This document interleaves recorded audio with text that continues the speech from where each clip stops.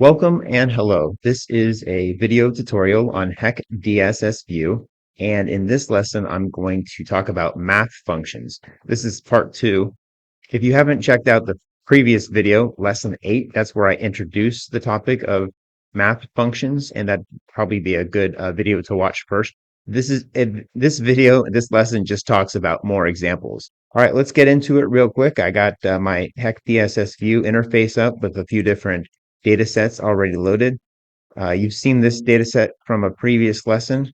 This top one here is the flow rate. It's hourly instantaneous flow for a 5-day duration. And here's the plot. What I'm going to start off by doing, this is in CFS, is I'm going to convert the units to metric. Let's go Tools, Math Functions, and then along the default tab here selected is Arithmetic, and we saw some examples there. Now let's click the General tab, and what I'm going to do is select the operator. Now the first operator is the one I want, unit conversion, so we'll select that there. And then we go ahead and select convert to SI, which is metric, as opposed to English. So then select the data set we want. It's this flow rate, which is in CFS, so this should convert to CMS, compute. And then I'm going to view the data with the computed, so the original and the computed in a plot here. And this looks good because obviously it's the same shape, but the CMS is basically 35 times less because of the unit conversion. And then here in red is the original, which is in cubic feet per second. All right, we can also check out the data itself by clicking the tabulate button, and we have the values in cubic meters per second here calculated, or it's called modified, and then the original values here, which is in cubic feet per second.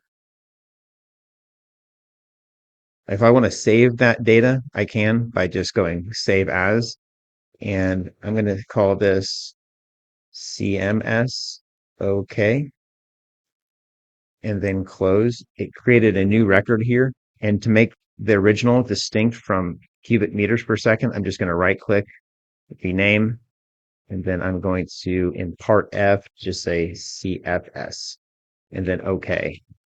As before, I can highlight both records and then plot, and they share the same time axis, the horizontal axis here, but they have different units, so that's why they're on two separate plots stacked on top of each other. And it does say CMS, that's correct. Also, if we look at just the data for CMS and I click the tabulate button, we see the meters cubed per second label is appropriately located right there. All right, I'm going to go ahead and delete that. All right, next I'm going to go up to Tools, Math Function, and General and Unit Conversion. You notice that we don't have a choice of exactly what units to use.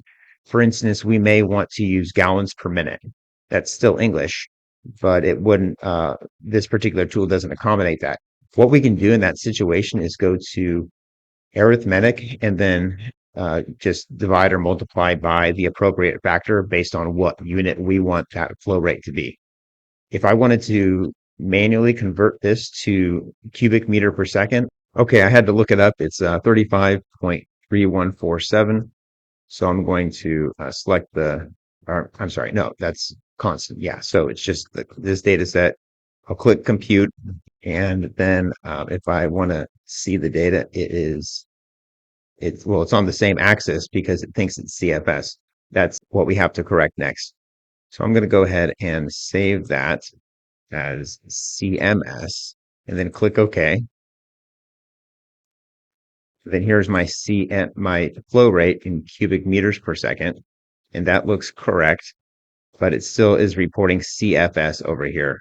So what we do next is go to Tools, Math Function, General tab, and then Set Units. And then here I can go CMS and then click Compute. And I'm actually just going to hit Save or File Save. Don't need to save as because I want to save over that existing record. Now, if we view those two records side by side, it gives us the same result as we had, except now we have the flexibility to change the units to something besides cubic meters per second. Okay, I reset my data sets in my DSS file to the original because I want to demonstrate something different now. What I have here is the first 5 days of July in flow rate from Folsom Lake. And then after that, I've got the next 3 days. So if we plot these two records together, we see the first days 1 through 5, and then after that, 6, 7, and 8. Now, these are actually two different time series. So if I click on the table data, you can see that we have two separate records and they starts over there at the 5 day mark. I may want to merge those two time series together. And I assume this is a very common routine. So I'm going to go Tools, Math Function, click on the General tab, and then we're going to select Merge and Time Series. There's also a Merged Paired Data, but we're not using that right now. Just this is time series data sets. So time series. And then our primary time series here is 1 through 5. So I want to merge it with 6 through 8. That's the one I'll select down here. And then I'll click Compute. And it renamed it to merge. It hasn't actually saved yet. So let me go ahead and file save as. And I'm just going to name it July 1 through 8. And then tab off, click OK. And it's saying that it's good to go. So we can now select 1 through 8. This is our merged time series. And then here is the plot. It gives me all 8 days in one single time series. So that's a good one to know. All right, the last function I want to talk about is in a different math function category. It's in time function. So what I have selected is the flow rate for the first 5 days of July. And what we have here is the plot. So just a reminder of what we're doing. What I want to do now is calculate the total volume of water released from the reservoir on a daily basis. So we have 5 days of data. I want to get this volume and then this volume and then this. So it's the area under the curve, right? Now I could do some quick math and say, okay, if the average flow is 4,000 CFS, we can multiply by 86,400 to get the cubic feet per day, and then divide that by 43,560 to get the acre feet per day. And when I did that, it comes out to around 7 or 8,000 acre feet. So that's kind of just a general ballpark number to make sure I can check and look for numbers in that ballpark, 7 to 8,000 acre feet for each of these 5 days. Okay, so enough of that math. That's just me being a nerd. We are in our time series tab, and then the operator here, there's a bunch of them, is actually going to be this first one, over period, min, max, average, over period. The controls down here allow for us to select a function type, and we're going to go with the volume over period. These videos, I'm trying to make them short, but as you can tell, there's just too much to talk about. So I'm just giving you one example. You're going to have to kind of tinker around with yourself in these tools to understand all the power and capability of these math functions. All right, so I select volume over period, and then the time period here is, we have a lot of options. I'm going to select 1 day because this is only a 5 day time series. And then everything else, I'm just going to leave disabled. I'm going to click compute. It's computed.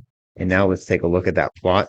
And sure enough, we have a bar plot here that's looks like it ranges between about 9,000 and 11,000 acre feet. So I guess my estimate was a little bit off, but it's still in the ballpark. And yeah, let's go ahead and save that as a record. And I'm going to call this volume, then click OK. It was saved as a new data set. Here's the volume. And then on this one, I'm just going to rename this and I'm going to call it flow or flow rate. And that's been renamed. So we have first 5 days of July flow, first 5 days of July cumulative volume. If we plot those side by side, we can see that here's the flow rate, here's the daily volume total, and that looks good.